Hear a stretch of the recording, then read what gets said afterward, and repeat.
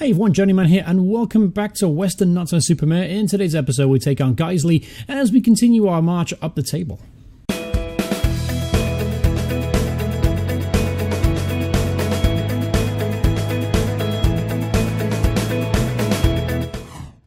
Hey everyone, once again, welcome back to Weston Super Mare. So today's episode, we take on Guiseley, who currently sit 24th in the table, with only 5 wins out of 34 games. So it should be a pretty easy victory. But let's go take a look at some of the previous results since the last time you joined us. So we beat 5-1 in York in the last episode. Then we followed up with a good 3-2 win over Wrexham. Southall, Sakuna, and Williams getting the goals, with Alex Fisher and Jordan Evans scoring for Wrexham. It was a good display. They played very well, and we just played a little bit better than they did. Then we followed with a 4-2 win over Boreham Wood. Paul Bignot did get sent off in this game, and we actually came out the gates flying, with scoring 4 goals in the first 22 minutes. Fitzgerald, Southall, Jenkins and Wedderburn with the goals, and then Boreham Wood getting back in the game a little bit late on with a goal, with Liam Shepherd making it 4-2. We defended very well despite being down to 10 men. Paul Bignot getting sent off in the first minute of the second half made things very difficult for us, but we held on, did very well defensively, and came away with a good victory. Then we followed up with a 2-2 draw against Woking. This was a little bit more disappointing. I think we should have won this game comfortably. We outplayed them in pretty much every facet of the field. Southall and Williams getting the goals, and Zach Anser and Kretschmar getting a goal for Woking. It should have been a very comfortable victory, so disappointing to finish off with a draw. But all those results have lifted us up the table a bit more. We are now 13th in the table, currently 9 points clear of Bromley in 21st, but we are now 12 points behind Macclesfield, who are in 5th place. Now, with this great run of form, I'm starting to look up the table a little bit. I'm looking around the 9th, 10th, 11th mark, and those are teams that we could potentially catch. Obviously, a mid-table finish would be an amazing result, considering we were favoured to go down, and obviously losing our top goal scorer at the beginning of the season. So obviously a mid-table finish would be fantastic. In other news, speaking of goal scorers, Dale Southall is now equal top goal scorer with Dan Holman for the Vanarama National League with 25 goals. So something to keep an eye on as the season ends. Hopefully he can win the Golden Boot. But we're going to today's game up against Guiseley. They line up with a 3-4-3 formation. Andy Brown currently is apparently their top striker with 9 goals and 6 assists in the league, average rating of 6.83. Looks like a good old-fashioned target man. From what I can see, don't have much scouted on him. Let's see who else they have. Anyone of interest? They have Wesolowski. I think he used to play for Shrewsbury and Oldham. Talented midfielder, 30 years old now, getting a little bit on, but even played for Leicester back in the day in the Championship. So he's got some decent pedigree about him. Alright, let's go into today's team news. Now, obviously, with Paul Bignot missing the game through suspension, Lafania Rowe-Turner also picked up too many yellow cards, and he will be out for today's game. So this is how we're going to line up. We're going to do, obviously, Purnell is going to start in goal, with Aduji at right back, with Steele, Devine, Delaney at left back, with Sweeney, Theo Brearley, Sakuna, Jenkins, Southall and Williams. So we have plenty of options on the bench. A couple of guys are tired. The last game was about 3 days ago, so you will see a little bit decreased in condition, but I think we'll have enough to finish out the game. Anyway, let's go into today's match. Obviously, I do expect a win. So do the media. They were evens favourite to win today. I'm hoping for a very comfortable victory. Obviously, I think tomorrow, because I think it's February 27th in the game, so tomorrow will actually be the youth intake, so I'm very excited to see what kind of players come through. My head of youth development's had another season to try and locate some local talent, and hopefully we'll get a few players that can make a difference for us next season. Here's maybe an early chance. Jenkins is through on goal and scores with his left foot.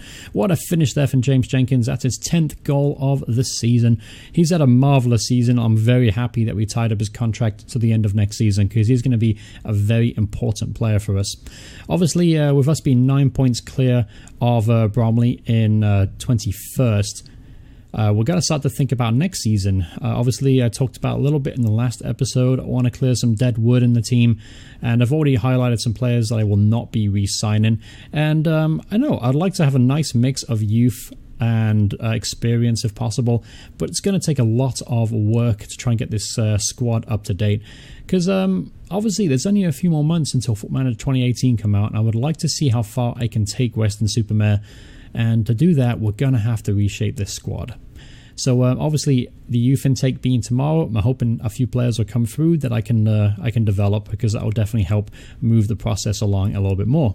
But anyway, back to today's action. Obviously 1-0 up in the first 20 minutes, and here's another highlight here. And this could be a good opportunity. Sakuna lays it to Jenkins. Jenkins to Southwell at the edge of the area, finds a Doji on the overlap. He crosses it to Southwell, who scores. Southwell has scored his 29th goal of the season now, 26th in the league, and we are comfortably beating Guiseley right now, as predicted in the media and by myself. Here's another chance perhaps to make it 3-0. Sakuna to Williams. Williams shoots off the inside of the post, but it goes out harmlessly for a throw-in. Good effort there from Aaron Williams, and maybe should have been 3-0. Alright, here's a chance maybe for Guiseley to get back in the game. Jarby crosses it into Brown, who scores. Now, I highlighted him as the danger man at the beginning of the episode, and that was a very, very good finish at the near post. Poor defending, though, from Steele. Let him get across there, and it was a good finish on his left peg. He makes it 2-1. Now, I'd say as a highlight straight from the kickoff. So this can normally go one or two ways. It could be a clear-cut opportunity, or it will be a goal. Let's see what happens. Hopefully it's a goal for us. I'd like to get a 2-goal lead again. He plays it over to Sweeney. Can't find him, and that sets up a counter-attack now for Guiseley. They have numbers. He crosses it to Preston at the edge of the area. Shoots. Oh, and what a save from Luke Purnell. Great save there from the goalkeeper. We tried to give him a new contract in between episodes, but he doesn't want to sign it until our safety has been confirmed. So I think that'll be the case, and ideally I would like to bring him back, and that was one hell of a save. He might have to pull out another one here. Jarby's through on goal. Pass at the back post to Preston, who heads it, and a very solid save there from Luke Purnell. Alright, so 40 minutes in, we're just before half-time.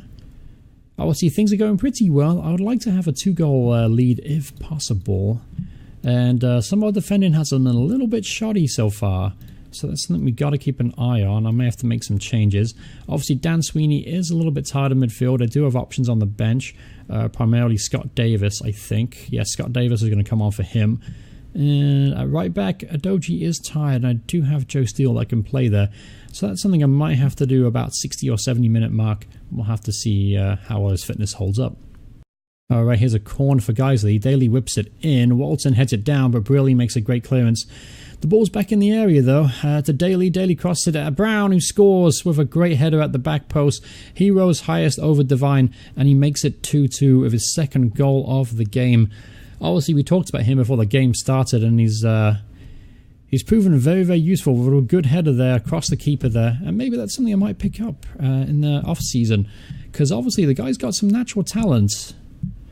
Sakuna gets dispossessed, the ball's cleared, and Jarby is on the overlap again. He's caused us no end of problems. To Preston at the back post, and it hits the post, and it goes out for a throw-in, I think, from a clearance there. But very dangerous there. Guiseley are back in the game, obviously being at 2-2, and they are pretty much dominating things. I'm going to make a change at the back. I'm going to bring off Doji and bring on Lane.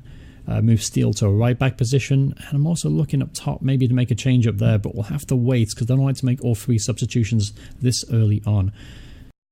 Alright, so about 70 minutes in, 20 minutes left to go here, and if you look at the actual match stats, we're actually kind of dominating. They've had better opportunities than we have, but we've had the majority of possession, and we're knocking it around very nicely with an 81% pass completion rate. So that's very pleasing stuff, but we're not really creating much ever since that first 20 minutes of the game when we were dominating. So let's go ahead and make a attacking change. Let's bring off Theo Brearley, and let's bring on Willie, who's definitely a bit more of a creative talent. I'm hoping he can make the difference in the middle of the park. Right, so 5 minutes left to play, and it looks like it's going to be a disappointing draw unless something can happen in the last couple minutes of the game. So there's only 3 minutes added on time here. Here's maybe a chance for Guiseley to get a winner. Preston to Ross to Jarby in the box. It hits the post and it goes out, and the ball should be cleared here from Steele, and it does eventually. But that was another good opportunity for Guiseley. Honestly, the chances they've had, they maybe should have snuck this game despite having very little possession. But here's maybe a counter-attack for us. See if we maybe get a late goal. Williams out to Steele. Steele to Sakuna. Sakuna to Williams again. He's been very quiet today. Steal. Plays it to Davis, but he's going to be dispossessed, and Williams makes a clearance and sets up another counter-attacking opportunity here. O'Keefe to Daly. I mean, it's kind of what I've noticed as well. Whenever Road Turner has been available at left back, we've always looked slightly imbalanced, especially on the... We've been left exposed on the counter-attack. That's probably because Delaney isn't really a natural left back, and I think that's partially the reason anyway. So right, that's the end of the game. 2-2 draw.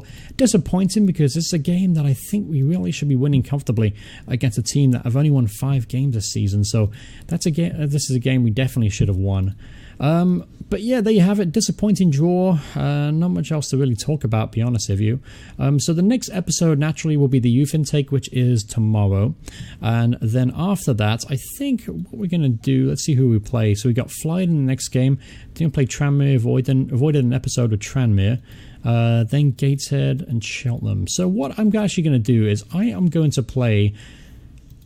I'm going to do Gateshead in the next match away from home. And then we'll have to see how the end of the season goes, because naturally if I survive comfortably, what I might do is just then skip to the end of the season, because there's not much kind of drama and intrigue, and it's just kind of playing out the season. Because right now we're kind of mid-table. As you can see, we are 9 points clear of FC Halifax now, because it looks like Bromley won. So we're 9 points clear. We have a really healthy goal difference, and there's only how many games to go? So 10 games left to go. So we're looking at a really good spot so far. So unless we either rise at the table dramatically or we drop down the table, there's not going to be a lot of intrigue left at the end of the season with these games. So we'll have to see how that goes. What we'll do is do the Gateshead game, and then we'll make a decision from there if we want to play out the season like we're doing it, or we're going to skip to the end of the season, and I'll show you how we did at the very end. But anyway, we'll cross that bridge when we come to it. So thank you guys so much for the episode. I hope you guys have enjoyed this series as much as I am. Thank you once again. I'll see you guys in the next part. Goodbye, everyone. Goodbye.